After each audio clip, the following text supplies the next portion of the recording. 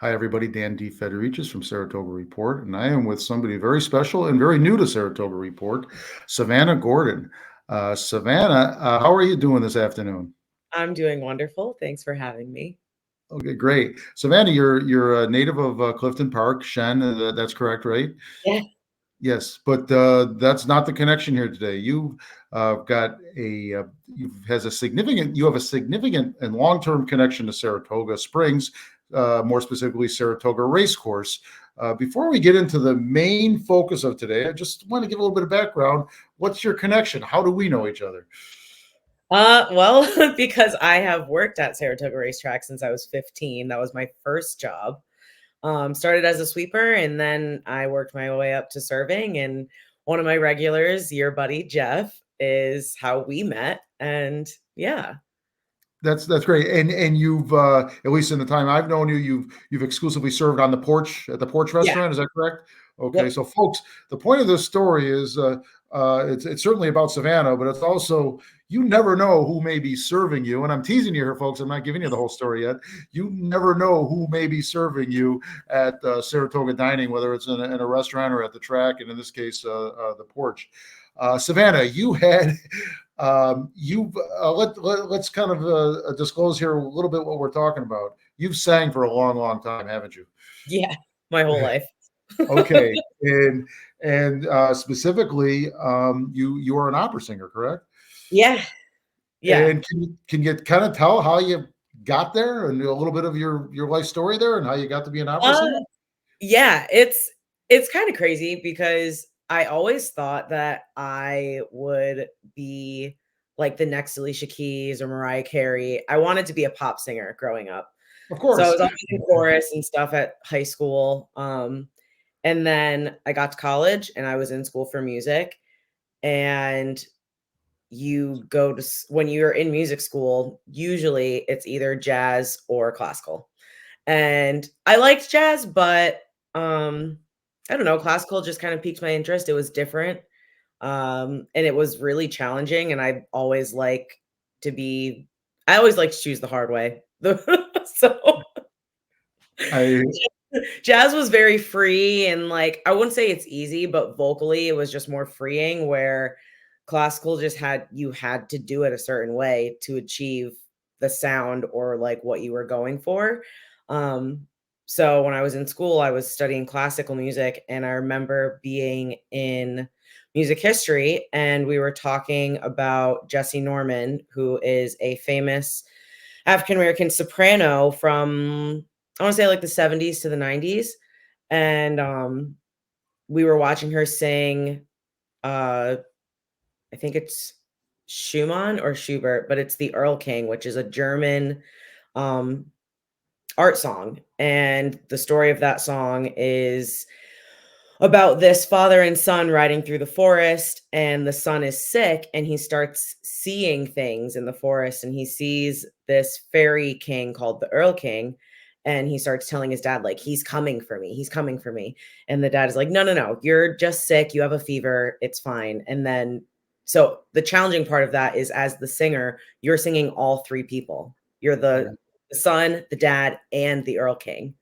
And so watching Jesse Norman just embody three different characters in one song was just a mind-blowing thing to witness.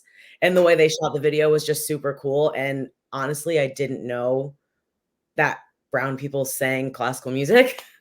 And okay. so, yeah, so I was like, oh, I was like, well, I want to do this now. Okay, wow. And I've been holding this back for a little bit, so I want to somewhat jump to the chase here because it's so exciting.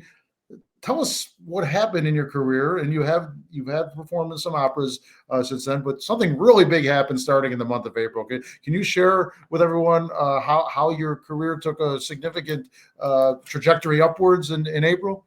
Yeah, I got a call that every singer dreams of in February, and it was from the Metropolitan Opera in New York City.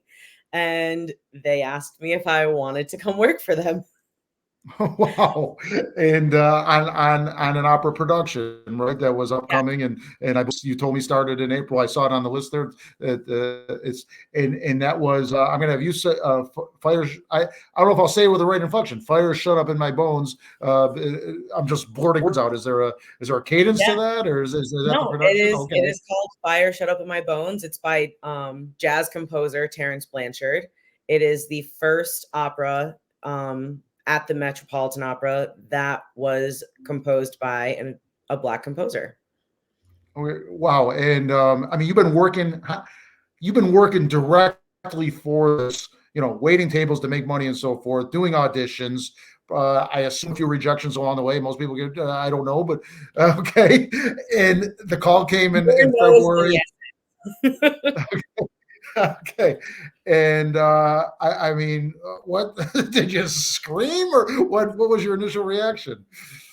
Yeah, so my family runs a daycare center in Clifton Park, and so I work in the office with my mom, and it was the end of the day, and we were just sitting in the office going over scheduling for the coming week, and my phone started ringing, and it was a number that I didn't recognize, so I didn't answer it at first, and then it said that the number was leaving a voicemail. So on iPhone now, you can tap it and you can see the words of the voicemail as the person is leaving it, and Sure. the first like 3 words were, "Hi, this is Dan Hoy from the Metropolitan Opera," and I was like, "What?"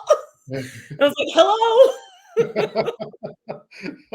Oh my goodness. And so my mom is like she's frozen, like watching me, and he was like, "Hi, so we were really impressed with your audition, and we'd really like to offer you to come join us for a rerun of Fire, which will be from April to May if you're available." And I was like, "Of course I'm available. I will drop everything, everything." That's And great. we hung up the phone, and my mom and I immediately started jumping up and down and screaming. Oh my goodness. Oh my good. And so here we are on May 10th. You've done the performances.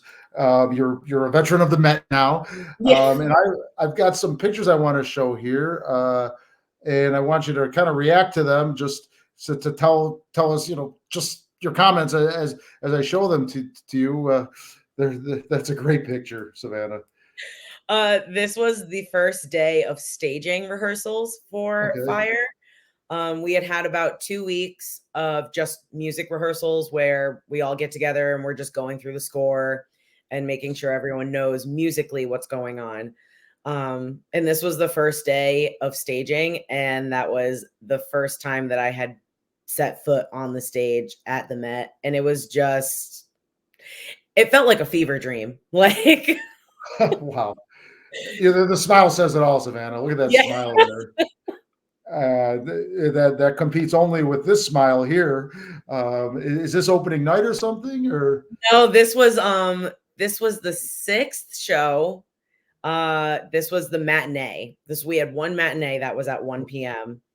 Um, okay, and I had a bunch of people come to show uh, some support, and yeah, it always just feels great when you have people in the audience cheering you on and supporting what you do. oh my goodness, yeah, and my God, the Met. I mean, I can't appreciate that because I'm not a musician. I have no talents, so unlike you that have wonderful talents. I let me this picture here is I assume in the Met as well with the banner. Yes. So this was our last show on May 2nd. And yeah, that's just out right outside. They have little banners with all the shows they're putting on that season or ones that are currently on the stage. And I had to get a picture with it just because that was, that's my Met debut was this show. Yes. And so And I've also got some video here, brief video, and let me take us there.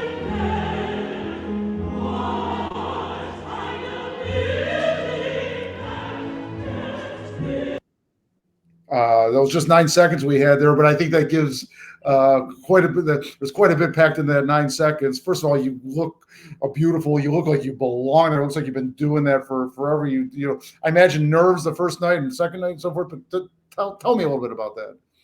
opening night, it like I like the theme of this for this show was fever dream.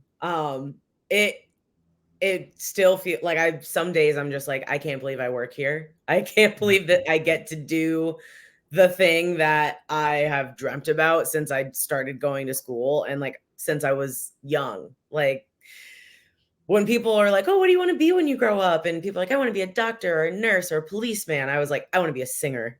And of course, everyone's like, "Okay, keep dreaming." Because it's like, Right. we have this idea of like the starving artist, and I was like, "No, I'm gonna do it. I'm going to make it work. I'm gonna make it happen." And honestly, being post COVID, like that was such an uncertain time for the arts world, music, real art, movies, anything. So to be able to kind of come back out of that and get this job is just astounding to me. Um, and it's yeah, it fever dream. It's hard to believe that it's real. This is such a wonderful story. What advice do you have for parents or adults that may tell the kid what you said? Oh, that's not a realistic dream. You got to get a corporate job, kid. What would you tell parents about not squashing a childhood dream?